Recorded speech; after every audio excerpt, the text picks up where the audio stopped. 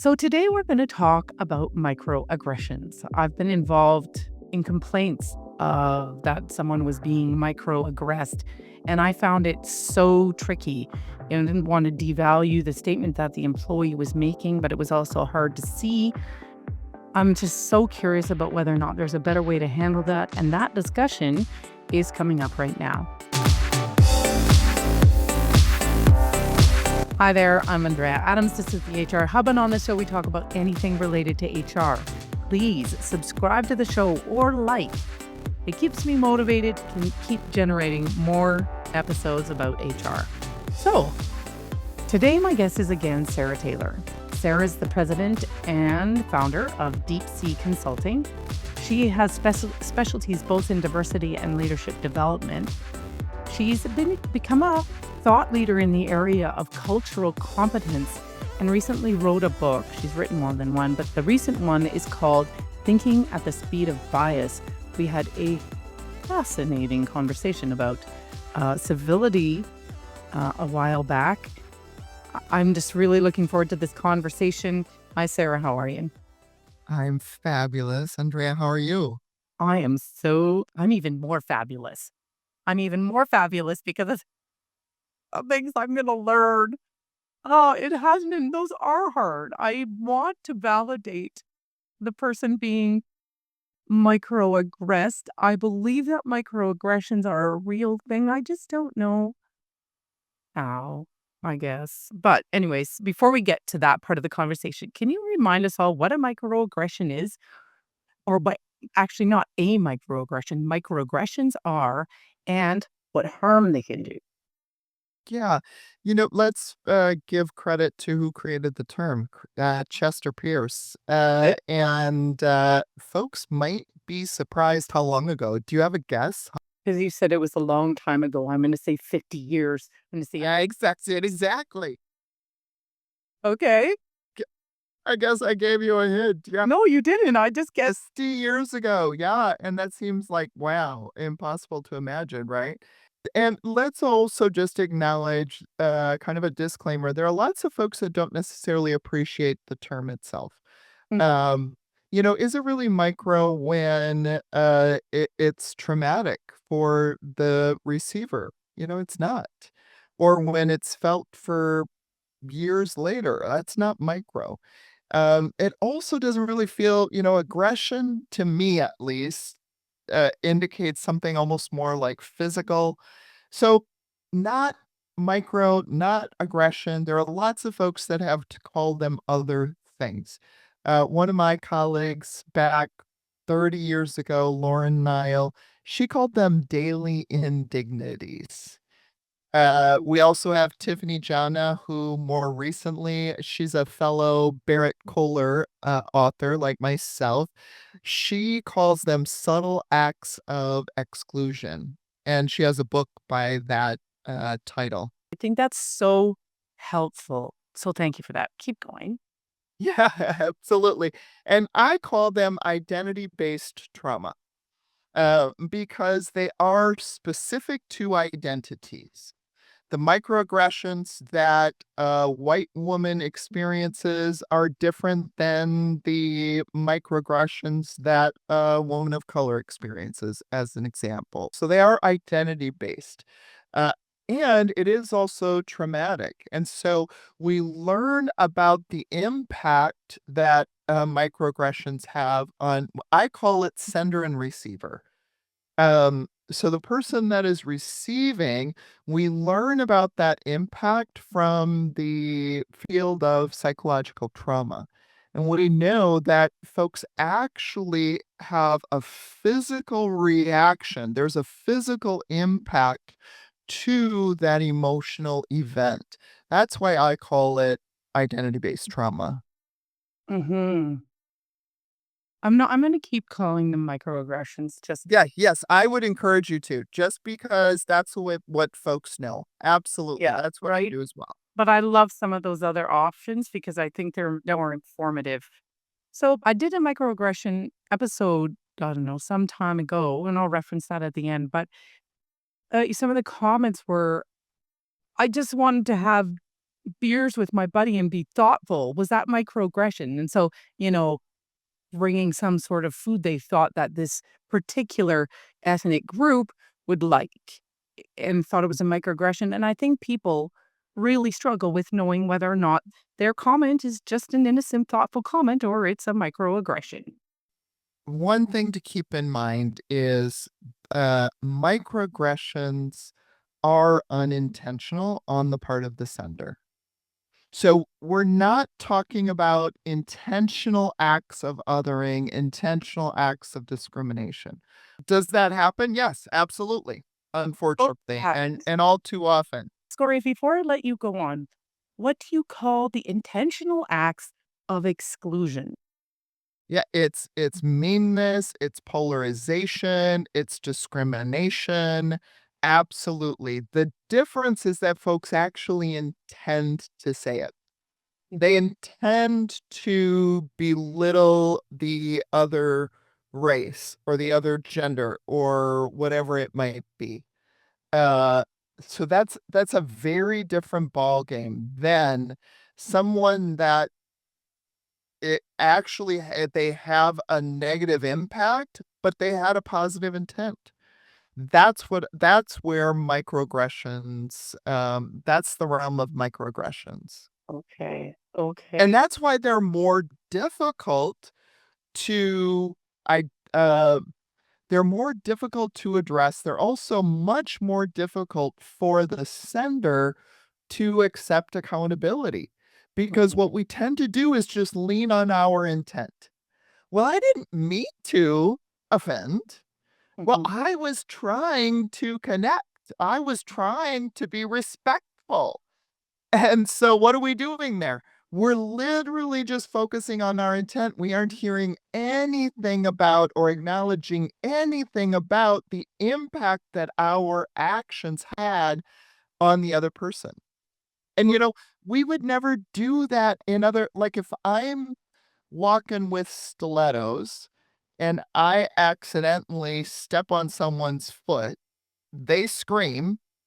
That scream is the impact. And what am I going to say? Oh my gosh, I didn't mean to hurt you. That's the intent. But am I really going to believe that it didn't hurt them? No.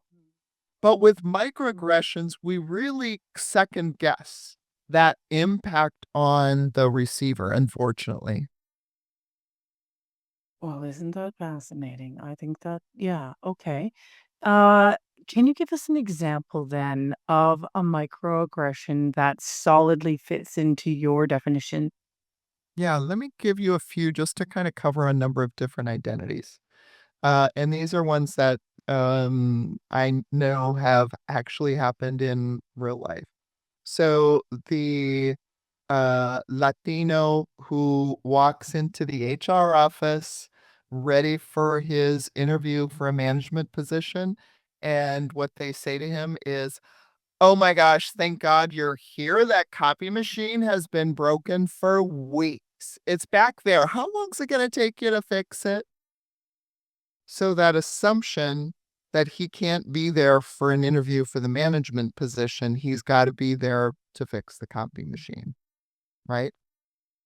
Or the woman of color new to the organization, hired in at a VP level and super excited because she can bring her longtime trusted assistant who happens to be a white man, shows up to some of the first, events and meetings and so forth. And other folks really excited to meet the new VP, bypass her and go straight to her assistant, assuming that her assistant is the new VP because he's the white guy. And even just statements, this is one that I experienced. "Oh, Sarah, you're just like one of the guys. When we work with you, we just don't see you as a woman. You're not like all sensitive like all the other women." Even comments like that are definitely microaggressions. Or let me just get a couple more identities in here. Um, the person with a visible disability that watches their supervisor give instructions, and then to the whole team, and then turn just to them to say it again, more slowly and louder, even though they don't have any hearing or cognitive disability, right? Or the gay member of the team who is told, "Excuse me, we know you're not married, but I'm sure you've got a girlfriend. So, that's okay to bring a girlfriend to the family picnic." All of those with all different kinds of identity groups. And you hear how there isn't a negative intent on the part of the sender. There isn't. Those are hard. Those are hard. Like, because I can picture myself in it, frankly, of unintentionally, and probably I never know, saying something that someone else found offensive. And maybe they tell me, maybe they don't. How do we ultimately decrease the prevalence of microaggressions Yeah. in the workplace? These are not bad people doing mean things. How do we move the dial on this? Yeah. Let's use a health analogy. So if I go into the doctor and I say, I've got this really bad cough, you don't hear the doctor say, "What, stop coughing." The doctor figures out, okay, what's creating the cough? How do we stop that? That's what we don't do with microaggressions. Over and over again in organizations, we just kind of keep saying, just stop that. Just don't do that. Don't Do talk, that don't. microaggression stuff. Well, and then people start, they're afraid to talk because they're afraid of saying the wrong thing. Tiptoe. Yes, totally tiptoe, walking on eggshells. Yep. So Yep. we don't wanna say the bad thing. We end up walking on eggshells. We don't wanna be doing that either. What do we do? Yeah. So it's figuring out the source, just like the doctor needs to figure out the source of the cough. What's it coming from? What's the source of that microaggression? Every single microaggression initiated with what I call an unconscious filter. Our unconscious filters are automatic mechanisms that operate in our unconscious, and they dictate our thoughts, our perceptions, and our behaviors. So every single behavior that we see, whether it's inclusive or not, whether it is equitable or not, whether it's microaggressive or not, originated with an unconscious filter. So we need to go back to our filters and understand how they work and understand how they create microaggressions. How do we do that? Yeah, so let's start with how they work. Three functions. And this is what our filters they've been fine-tuned for millennia, over and over Mm. again. They have been evolved to do these things. Take in exponentially more information than we can be conscious of. Our unconscious filters take in, get this, folks aren't going to believe it, 11 million pieces of information every second. And we're conscious of only 40 of those. So think about, I mean, it's later in the day as we're recording this. I don't even know how many seconds I've been awake already today. How much information then have I taken in that I don't even consciously agreed with? Information that may even be counter to my identity and my beliefs about my identity. Information that says, "Sarah, as a woman, you shouldn't be in the workplace. You definitely shouldn't be a leader. And, that behavior of yours, well, that's just too aggressive." How much of that information have I taken in? I don't know. Then the second function is to sort through, sift through that lifetime of inputs that is sitting in our unconscious and make decisions for us. And it does that by creating our thoughts. Our unconscious filters are what create our thoughts. I mean, just think about it. What's your next thought going to be? We can't say because, and we know this from brain research, because that thought is created milliseconds before by our unconscious filters. So we have our filters taking in information we don't even know they're taking in, using that information to create our thoughts. Then those thoughts create our behaviors. That's why, as I said, every behavior we see, good or bad, originated with a filter. So we've got to understand that first. We've got to understand that dynamic. And when we understand that dynamic, that does a really key thing for us. It helps us to take accountability. We've all got filters. None of us know what our filters are holding. All of us, then, if we want to have more effective and inclusive and equitable behaviors, we've got to accept that reality. And we've got to take accountability for the fact that our filters are driving our thoughts and our behaviors. So that's the first step. Then it is really checking and challenging those filters before we let them create behaviors. That's the real key piece. Yeah, yeah, how? And for an HR person who wants to decrease the we want to do training, or we want to change the apparent level of microaggressions that are happening in our organizations, and we understand that we need to look at these filters. How do we look at filters? Yeah. One thing is to identify just what are the types of filters. We have individual filters that just are my preferences. You know, I like small talk in meetings. That can seem very trivial, but yet my filters are judging folks that don't like small talk. Uh, I feel so judged for liking small talk. right? Right? So very trivial, yet if we aren't able to check and challenge our trivial, our preference driven filters, we're not going to be able to check and challenge our other filters that actually create microaggressions.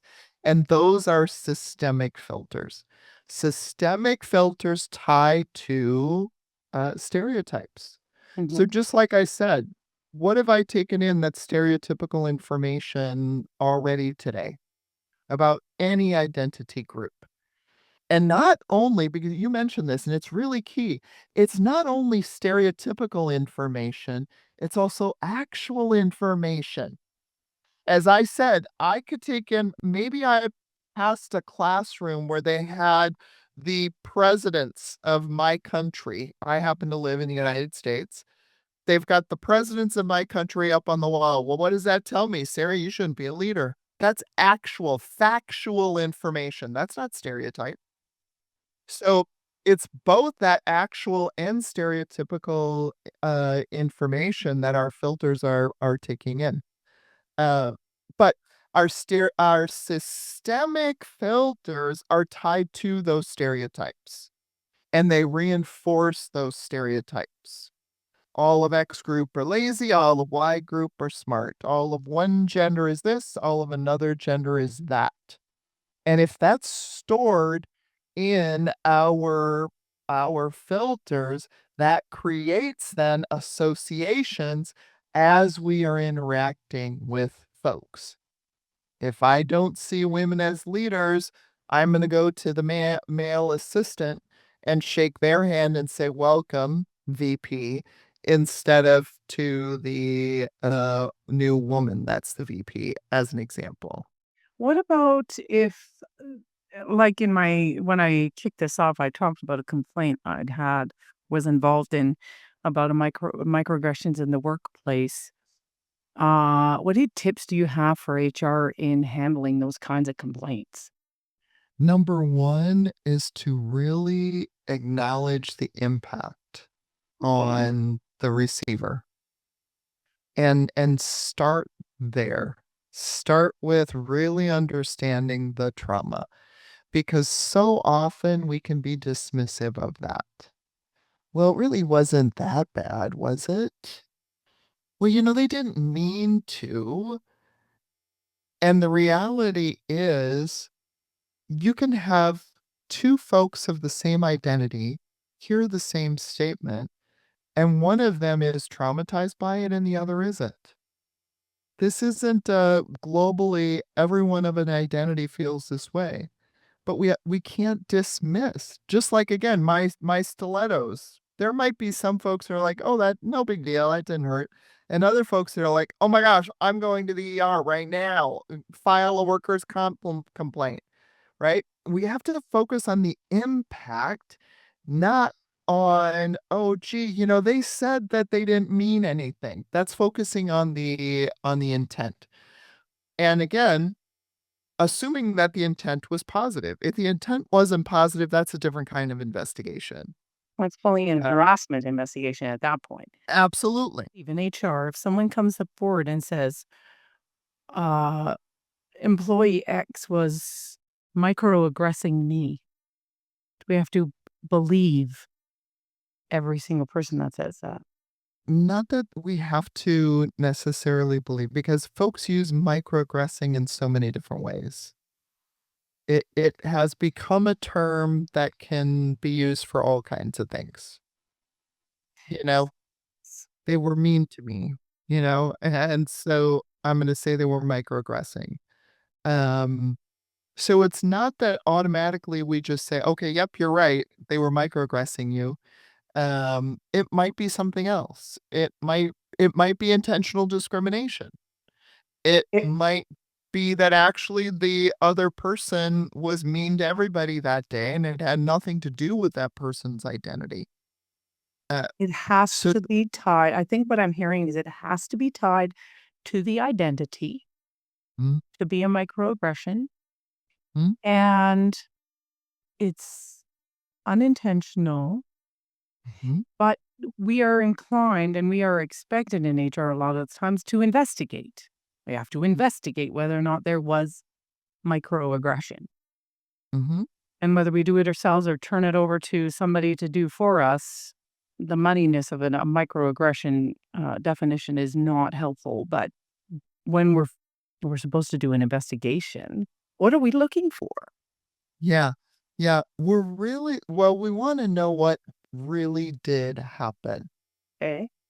And that in and of itself is going to tell us. And you might have both parties absolutely agreeing to what objectively happened.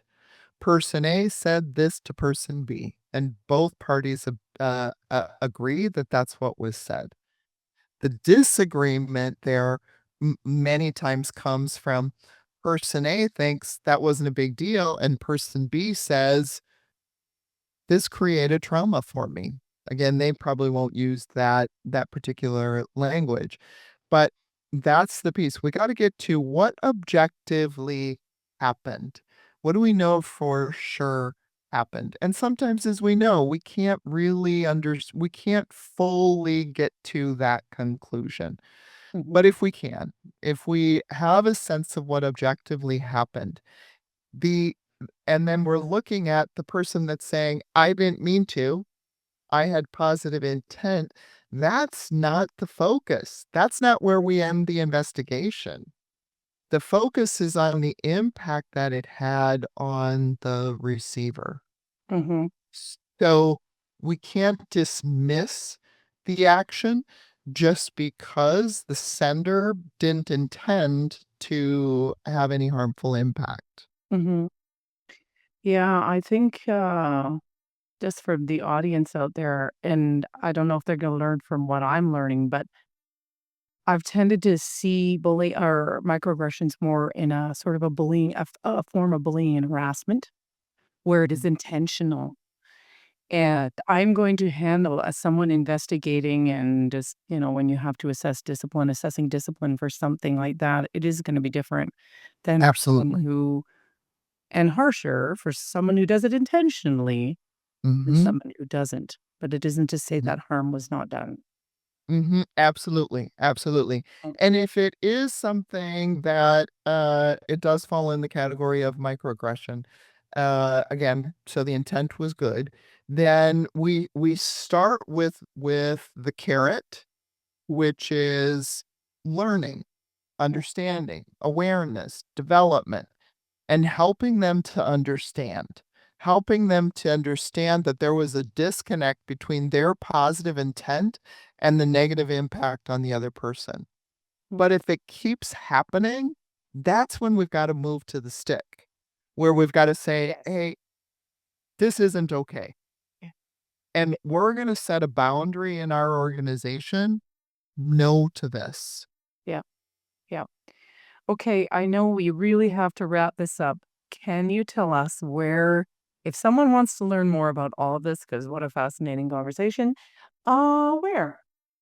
Well, yeah, actually, chapter 8 is all about microaggressions in my book, Thinking at the Speed of Bias, which is available anywhere anyone wants to gets their books. And also connecting with us in my company, which is deepSEE, that's double E, deepSEE Consulting, or connecting with me on LinkedIn, Sara Taylor on LinkedIn. Okay. All right, I'll put links to those in the show notes. So when I got to the end of editing this, I realized that I hadn't recorded my close. So here it is now, after reflecting and editing. The part I'm thinking about is the definition of microaggressions, where microaggressions are unintentional. And if the behavior is intentional, then we're looking at bullying and harassment. Sara and I did a different episode, and it was so amazing. You might have noticed from how enthusiastic I was at the beginning of this discussion about civility, and the link to that is right here. Thanks for watching out there, and we'll see you next time.